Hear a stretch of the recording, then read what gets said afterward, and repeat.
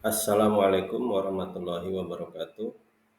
Perkenalkan, nama saya Budiman Yusuf, mahasiswa S2 Pendidikan Dasar IKIP Siliwangi.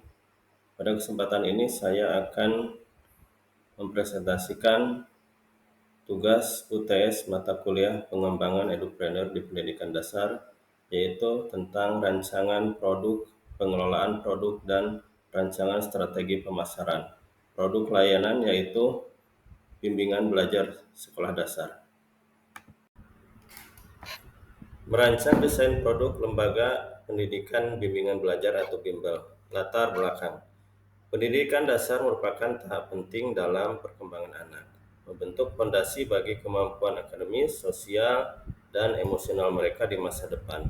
Namun, banyak siswa menghadapi berbagai tantangan yang menghambat proses belajar seperti kesulitan memahami materi, perbedaan kemampuan antar siswa, serta motivasi yang rendah.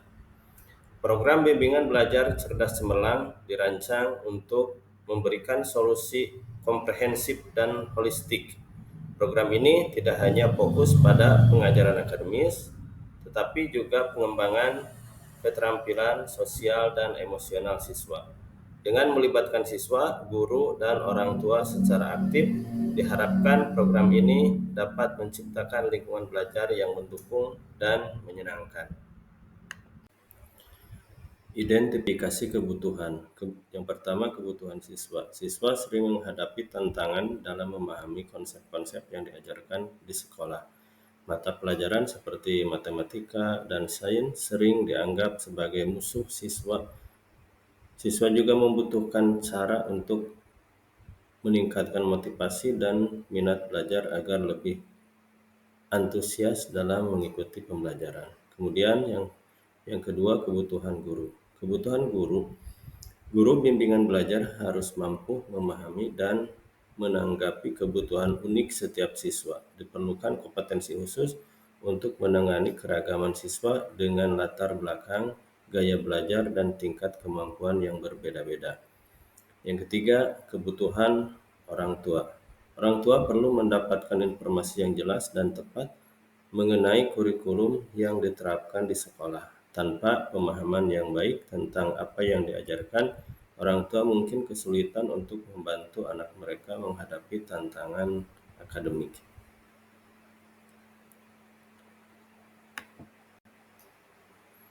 Berikutnya, tujuan dan dampak positif.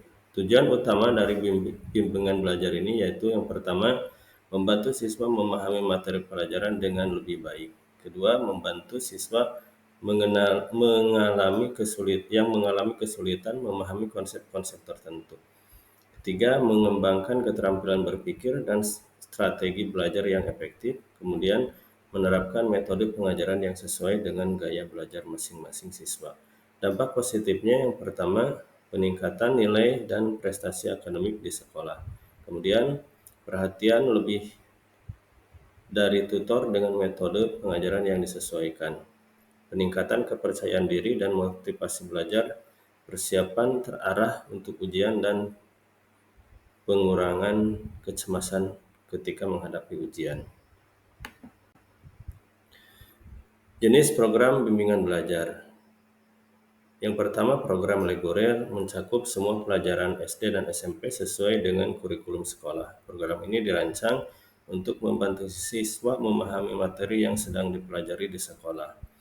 Kemudian, program persiapan ujian fokus pada persiapan ulangan harian, sumatif tengah semester, sumatif akhir semester, dan ujian sekolah. Program ini mencakup pelatihan soal, simulasi ujian, dan strategi menjawab soal. Kemudian, program remedial dikhususkan untuk siswa yang mengalami kesulitan dalam pelajaran tertentu. Program ini bertujuan untuk memperkuat pemahaman siswa terhadap materi yang belum dikuasainya. Kemudian, program akselerasi ditujukan untuk siswa yang ingin belajar lebih cepat atau mempercepat proses belajar. Program ini menawarkan materi yang lebih advance dan menantang. Kemudian sasaran program. Program ini yang pertama sasarannya yaitu anak usia SD, usia 6 sampai 12 tahun, dan usia SMP. Kemudian orang tua atau wali pendamping utama dalam proses belajar anak. Kemudian tenaga pendidik dan kependidikan guru SD, SMP, dan staf administrasi. Kemudian pemerintah dan lembaga pendidikan atau dinas pendidikan dan instansi terkait. Strategi dan metode pelaksanaan. Yang pertama, strategi pelaksanaan diantaranya asesmen awal untuk memahami kemampuan siswa, pengembangan kurikulum yang fleksibel, pelatihan dan pengembangan guru. Metode pembelajaran yang interaktif. Yang kedua, metode pembelajaran, yaitu pembelajaran mandiri, pengajaran langsung atau direct instruction, latihan soal dan ujian simulasi, penggunaan teknologi pendidikan. Kemudian yang ketiga, langkah pelaksanaan. Di antaranya persiapan dan sosialisasi program, identifikasi kebutuhan anak, pelaksanaan pembelajaran, monitoring, dan evaluasi. Berikutnya, sumber daya yang dibutuhkan. Yang pertama, sumber daya manusia, di antaranya tenaga pengajar yang kompeten pada bidangnya, staf administrasi, konsultan pendidikan, dan staf pendukung. Kemudian, sarana dan prasarana. Di antaranya ruang belajar yang nyaman, peralatan pembelajaran komputer, dan perangkat digital, koneksi internet yang stabil. Kemudian sumber pembiayaan. Biaya pendaftaran dari bulanan siswa, kemudian sponsor atau donatur dari donasi individu, dan pendanaan dari pemerintah. Indikator keberhasilan. Keberhasilan program bimbingan belajar diukur melalui berbagai indikator. Peningkatan prestasi akademik siswa menjadi prioritas utama, diikuti oleh tingkat kepuasan siswa dan orang tua, serta kinerja pengajar. Indikator lain mencakup tingkat retensi siswa, peningkatan keterampilan sosial dan emosional, peningkatan aksesibilitas, serta kinerja keuangan lembaga. Strategi pengelolaan bimbingan belajar sekolah dasar. Bimbingan belajar untuk siswa sekolah dasar memerlukan pendekatan yang komprehensif dan inovatif. Strategi pengelolaan yang efektif harus mencakup berbagai aspek, mulai dari perencanaan layanan hingga branding yang kuat. Berikut ini ada 8 strategi pengelolaan untuk layanan bimbingan sekolah dasar yang akan memastikan kualitas pembelajaran dan kepuasan pelanggan. Strategi perencanaan produk layanan. Yang pertama, jenis strategi pengelolaan perencanaan produk layanan inovasi berbasis kebutuhan pasar dan kustomisasi. Yang akan saya lakukan hal yang diantaranya untuk strategi perencanaan produk layanan, yaitu dengan melakukan analisis kebutuhan siswa sekolah dasar terkait dengan pembelajaran yang mereka butuhkan. Misalnya, mereka kesulitan dalam pembelajaran matematika atau bahasa Inggris dan mata pelajaran lainnya yang mereka anggap sulit untuk dipahami. Setelah kita menganalisis kebutuhan pasarnya, kemudian merancang kurikulum pembelajaran yang interaktif, inovatif, dan menarik, seperti gambar, video, dan pembelajaran yang interaktif. Membuat modul dengan bahasa yang mudah dipahami oleh siswa, membuat pembelajaran berbasis permainan sehingga siswa aktif dan tidak bosan untuk belajar. Yang kedua, strategi produksi, peningkatan kualitas dan efisiensi produk. Yang akan saya lakukan yaitu menyesuaikan materi bimbingan belajar dengan materi yang sedang dipelajari di sekolah atau di kelas, melakukan pelatihan terhadap staf pengajar secara berkala, jadwal bimbel yang fleksibel disesuaikan dengan kebutuhan siswa dan orang tua. Melakukan ujian dan tes materi yang sudah diajarkan secara berkala untuk mengukur tingkat pemahaman siswa terhadap materi tersebut.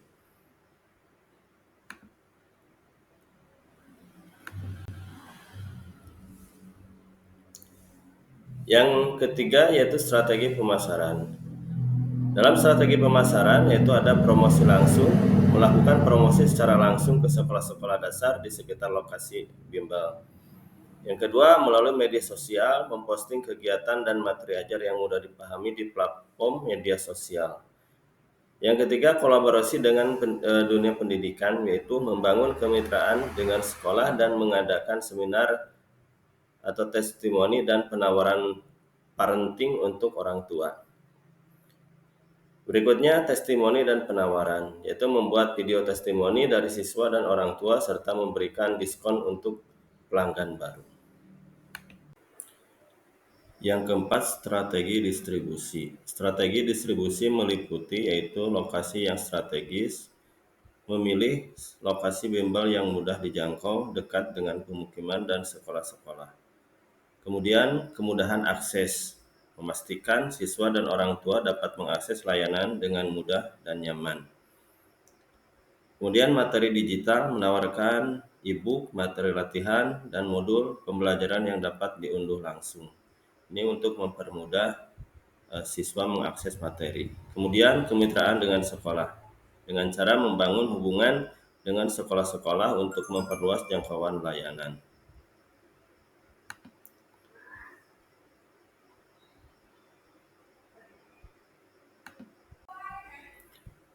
Yang kelima, strategi pelayanan pelanggan. Strategi pelayanan pelanggan diantaranya layanan dukungan, menyediakan tim layanan khusus melalui chat WA atau grup WA yang ramah dan responsif untuk menjawab pertanyaan dari siswa atau orang tua kapan saja.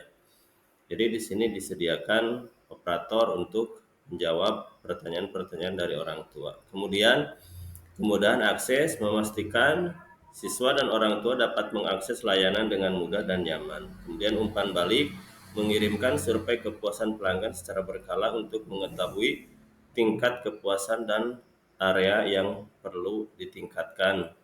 Kemudian menyediakan konsultasi berkala, mengadakan pertemuan rutin dengan orang tua untuk membahas perkembangan belajar anak untuk pembelajaran berkelanjutan. Yang keenam, strategi pengembangan berkelanjutan. Di antaranya, pembaruan kurikulum, menyesuaikan kurikulum dengan perkembangan standar pendidikan nasional dan kebutuhan pasar. Kemudian, inovasi metode, mengembangkan metode pengajaran baru yang lebih efektif dan menarik. Kemudian umpan balik, mengirimkan survei kepuasan pelanggan secara berkala untuk mengetahui tingkat kepuasan dan area yang perlu ditingkatkan. Interaksi teknologi, yaitu memanfaatkan teknologi terbaru untuk meningkatkan pengalaman belajar, kemudian riset pendidikan, melakukan penelitian tentang tren pendidikan dan kebutuhan siswa sekolah dasar.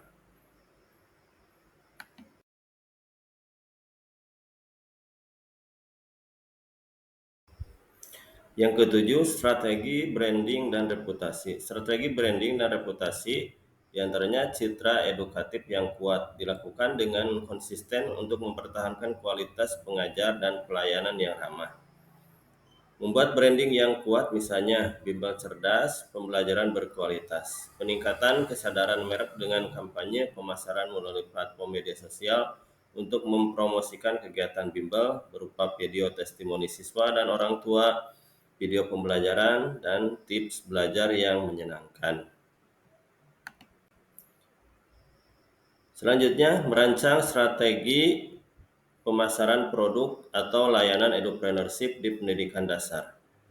Strategi pemasaran yang saya pilih yaitu strategi kolaborasi dan strategi testimoni pelanggan dengan alasan untuk berkolaborasi dengan institusi pendidikan, toko buku atau komunitas parenting memberikan kesan profesional dan terpercaya karena diasosiasikan atau disarankan dengan mitra yang sudah memiliki reputasi atau sudah dipercaya oleh orang tua siswa.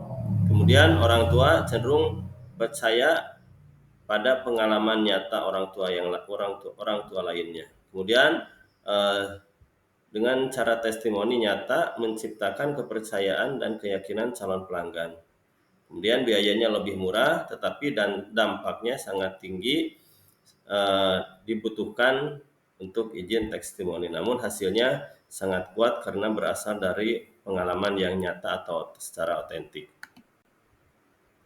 Langkah-langkah strategi pemasaran yang akan dilakukan yaitu berkolaborasi dengan pendidikan, dalam hal ini sekolah dasar, dengan mengadakan program kelas ekstrakurikuler atau kelas pengayaan di sekolah. Tawarkan program remedial atau persiapan ujian untuk kelas 6, bekerja sama dengan pihak sekolah.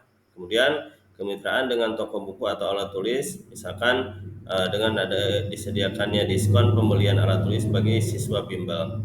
Kemudian menyebarkan brosur di tempat atau di kasir toko buku tersebut. Langkah-langkah strategi pemasaran yang akan saya lakukan yaitu langkah strategi testimoni dengan mengumpulkan testimoni dari orang tua siswa. Setelah 1 bulan belajar, kirimkan form testimoni singkat via WA atau Google Form. Kemudian meminta izin untuk menggunakan testimoni dan foto anak tersebut secara publik. Gunakan format testimoni yang emosional dan spesifik. Contohnya, dulu anak saya takut akan matematika, sekarang malah suka ikut kuis. Terima kasih Bimbel Cerdas Cemerlang. Kemudian sajikan testimoni tersebut di media sosial, ya, di antaranya melalui Instagram, TikTok, dan YouTube. Kemudian gunakan juga bisa melalui WA atau status dari WhatsApp.